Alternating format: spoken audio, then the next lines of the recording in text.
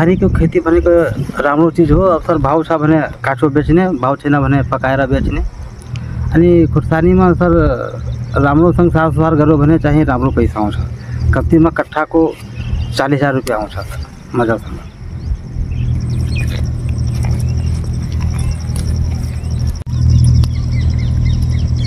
खेत रोपाई चल रहा है। हाँ वो तो है।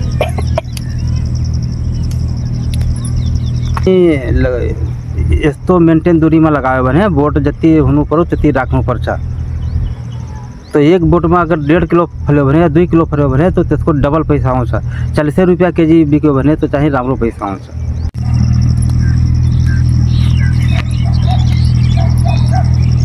बोटमा लट्रममा फलेको खुर्सानी बाँकेको डुडा गाउँपालिका 5 हिरिमनियास क्षेत्र तरकारीको प्रमुख पकेट क्षेत्र हो।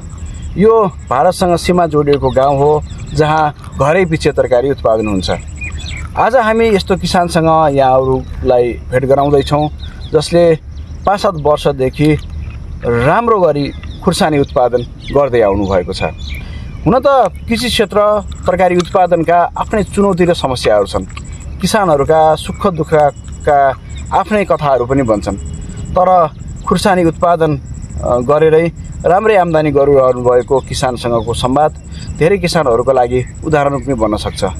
यहाँहरूलाई एउटा सानो यो भिडियो रिपोर्ट यहाँहरूमाझ प्रस्तुत गर्न गइरहेका छौँ। मिठो बोल्छ।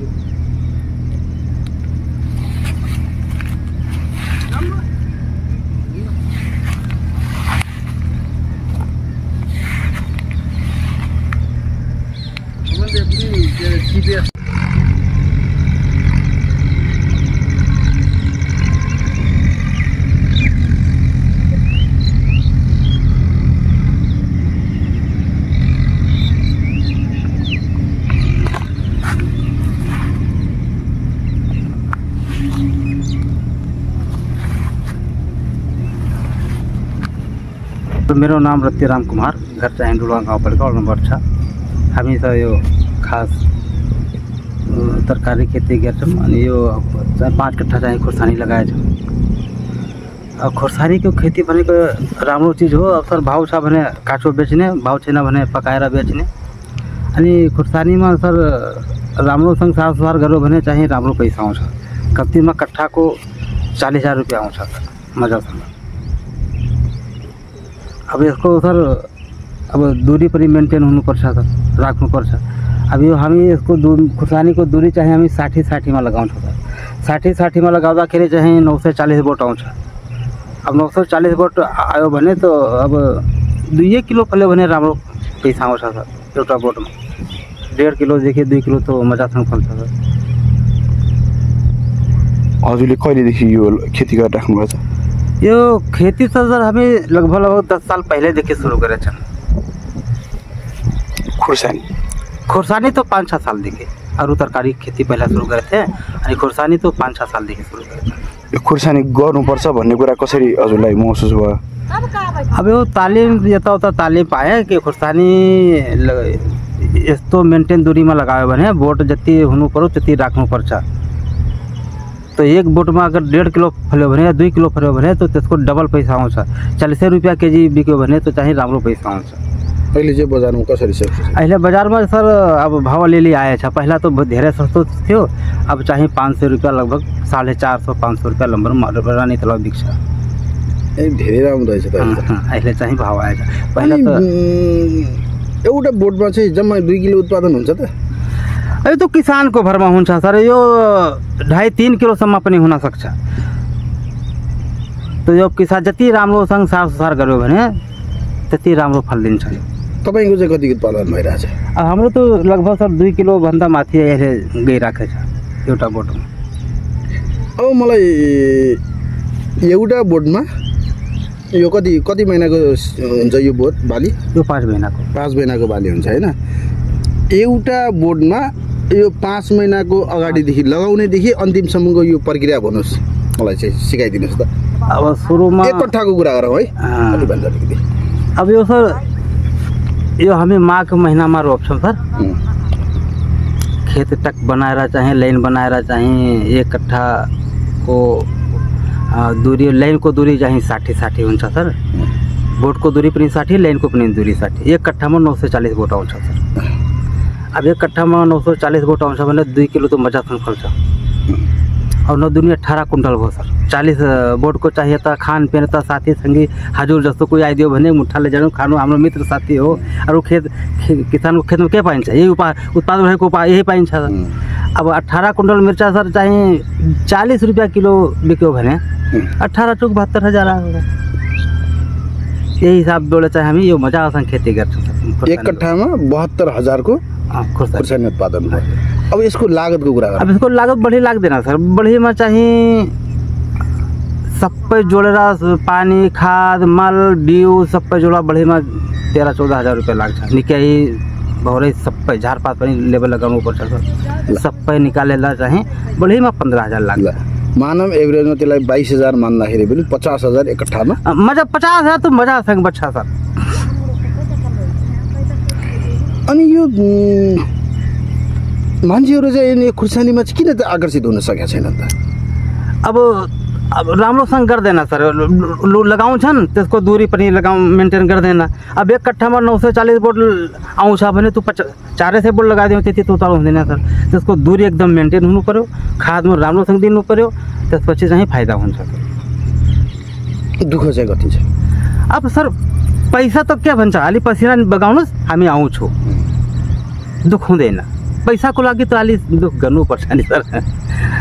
अनि यसमा अरू तरकारी बाली जस्तो रोग सोगको दुःख के हुन्छ? कस्तो रोग त फङ्गिसाइड लाग्छ सर। कहिले काहीँ भाइरस पनि लाग्छ। त्यसको लागि चाहिँ हप्तामा 10 दिनमा चाहिँ फङ्गिसाइडको दबाई अनिवार्य रूपमा छर्नुपर्छ सर। तो सुरुदेखि चाहिँ तयारी गर्नुपर्छ। अब यसको सफाई एकदम राम्रो गर्नुपर्छ सर। झारपात नदिनु सर। अब यो खेती भनेको साँझ बिहान हेर्ने हो सर। साँझ बिहान हेर्दै गर्नु, कुनै बोटमा रोग आयो भने त्यो उखालेर फालिदिनु, त्यहीदेखि सुरु गरिदिनुहोस् कुट्टाको लागि। त्यसमा अरू कुनै रोग लाग्दैन, फङ्गिसाइड मात्रै लाग्छ। अब तपाईँले चाहिँ 5 कट्ठामा लाउनु भएको छ होइन? हजुर। अनि अब मलाई भन्नुहोस् खुर्सानी तपाईँको कस्तो हुन्छ? जिल्लामा चाहिँ तपाईँ चाहिँ खुर्सानी खेतीको लागि चाहिँ एउटा चलेको किसान हुँदो रहेछ क्या। खुर्सानी खेती कसले गर्छ भन्दाखेरि तपाईँको नाम आउँदो रहेछ।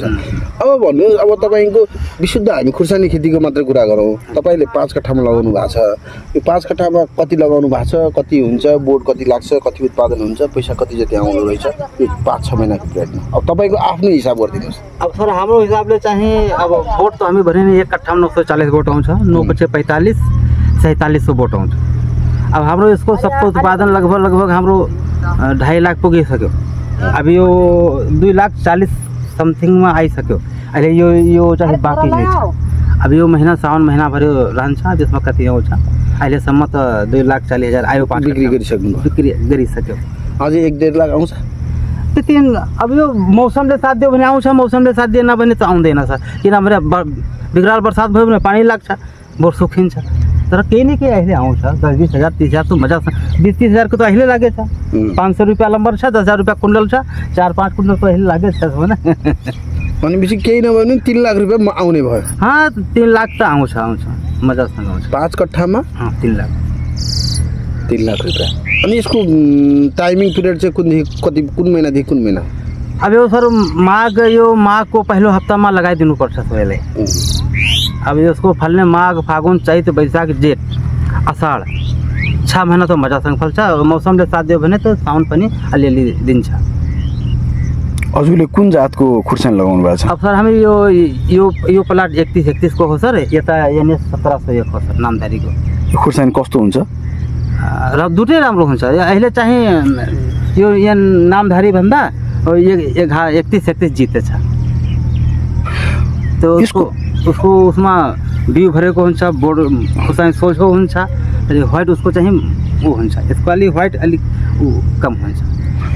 अरू तरकारी र यसमा चाहिँ हजुरलाई लगाउँदाखेरि के अन्तर लाग्यो? यसको मुनाफा आर्जनको कुरामा के फरक देख्नुभयो?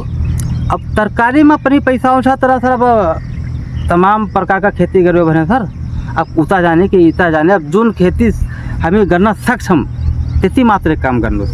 अब तमाम यताउता दौडाइदियो भने लेबर पनि अभाव छ। आफूले जति गर्न सक्यो भने त्यति गर्नुहोस्। हामी यो खुर्सानीबाट सन्तुष्ट छौँ। हजुरले 5-7 वर्ष भयो खुर्सानी लगाउन लागेको, यो बिचमा कहिलेकाहीँ खुर्सानी उत्पादन गर्ने बेला चाहिँ धोका खाएको, खुर्सानी राम्रोसँग उत्पादन नभएको कहिले छ? नहीं सर, त्यस्तो त भयो छैन सर। किनभने भाउ छैन, भाउ कम छ भने पकाएर बेच्दिनु त्यो पनि 400-500 रुपियाँ केजी जान्छ।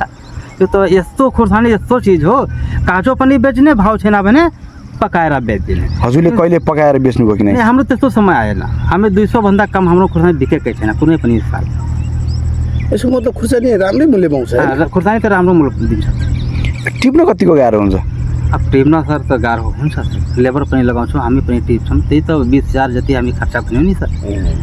सबै खर्चा है, जोताइदेखि लिएर टिपाइसम्म, पोस्ट सम्झौँ नि बजारीकरणसम्म हाम्रो यति खर्च लाग्छ, सबै जोडेर चाहिँ। खुर्सानी खेती बढाउने सोच्नु भएको छ कि अब यत्तिकैमा रोक्ने विचार छ, के छ हजुरको? अब सर अहिले नै केही नै त केही बढाउँछु। हजुरको वरिपरि छिमेकीहरूले खुर्सानी खेती कतिको गर्छन्? अब हाम्रो हेरेर त चाहिँ सबैजनाले यहाँ धेरै साथीले लगाएछन् खुर्सानीहरू। हजुरहरू यो बेच्न आफै बजार जानुहुन्छ कि मान्छे लिन आउँछ? यहाँ पनि बिक्छ सर, जो हामी त बजार पनि पुर्याउँछौँ, यहाँ पनि बेच्छौँ। अरू जुन हाम्रो गाउँका साथीहरू, समूहका साथीहरू लगाएछन् त्यो त यहीँ बेच्छन् सर। अब सर भारतबाट अगर सर यो अब खुला नाका छ, अब जमाना अलि उ छ सर, खुला नाका कहाँसम्म फराही रोक्ने। अब त निस्किन्छ, दिनको दिन यहाँ निस्किराखेको छ सर हाम्रो योदेखि। अब यसले त धेरै असर पार्छ सर, किनभने इन्डियाको चाहिँ लागत अनि सरकारको सब्सिडी, यहाँको सब्सिडीमा धेरै फरक छ सर। यहाँ युरिया डिएपीको यत्रो भाउ छ। अब यो खुर्सानीले अहिले युरियाको आफूले मागेको छ। यो खुर्सानी जुन अलिअलि सानो हेर्नुहुन्छ नि, अब यसको खाना कम भइसक्यो, अब यसले खाना दिनुपर्छ। अब युरियाको भाउ छ। अब इन्डियामा जति चाह्यो भने त्यति मात्रामा खाद पनि पाइन्छ, बिउ पनि त्यहाँ सस्तो छ, सबै कुरो त्यहाँ सस्तो छ। त्यहाँ 350 रुपियाँ युरिया छ, यहाँ 925मा छ, तो त्यहाँ पनि पाइँदैन, पैसा दिएर पनि पाइँदैन। उताको खुर्सानी अथवा उताको तरकारी आउँदाखेरि चाहिँ यहाँ चाहिँ के असर गर्छ तपाईँहरूलाई चाहिँ? भावमा असर गर्छ, मूल्य कम। अब उताको लगानी सब्सिडी सस्तो पर्छ सर, लगानी त्यही हिसाबले यहाँ ल्याएर बेचिदिन्छ, खुला नाकाबाट लाग्छ। अब त्यसको भन्सार त लाग्दैन, तो अब त्यही रेट पर्यो। अब उनीसँग हामी कहाँ फाइट गर्न सक्छौँ सर, हाम्रो महँगो लगानी छ। आजको दिनमा चाहिँ उताबाट आउने खुर्सानीको मूल्य कति जति होला र तपाईँहरूको कति जति छ? अब इन्डियाको त खासै हामी रुपैयाँ त गए छैन सर। लगभग यति अनुमानित हुन्छ कि यति कम होला अथवा केही हुन्छ? इन्डियामा त खुर्सानी अहिले धेरै सस्तो छ सर, 300-350 रुपियाँ लम्बर छ, यहाँ आएर 500मा जसँग बेच्छन्। अब त्यही भाव हाम्रो पनि जान्छ। पहिला यो महिना पहिला त चाहिँ त्यहाँ 100-150 रुपियाँ लम्बर मात्र थियो, त्यही भएर त हाम्रो भाव घट्यो नि सर। अब उताको खुर्सानी आएर यता फालाफाल गरिदिन्छ, त्यसपछि हाम्रो मूल्य कम हुन्छ। हजुरले यहाँबाट देखाउन सकिन्छ न हाम्रो देशको सीमा कहाँनिर छ, हजुरको जग्गा कहाँनिर छ, त्यो जङ्गल देखिरहेछ नि, यसो देखाइदिनु न। त्यो सर हाम्रो यो हाम्रो नजिकै सिमाना छ, अब सिमानासँग हाम्रो जग्गा जोडेको छ। यो जुन हाम्रो बिरुवा हेर्नुहुन्छ यो मिटर लागेको छ, त्यो ठ्याक्कै सिमानासँग जोडेको प्लाट हो हाम्रो। दुई ठाउँमा जोडेको छ, यहाँ पनि जोडेको छ अनि उता पनि जोडेको छ सिमानासँग।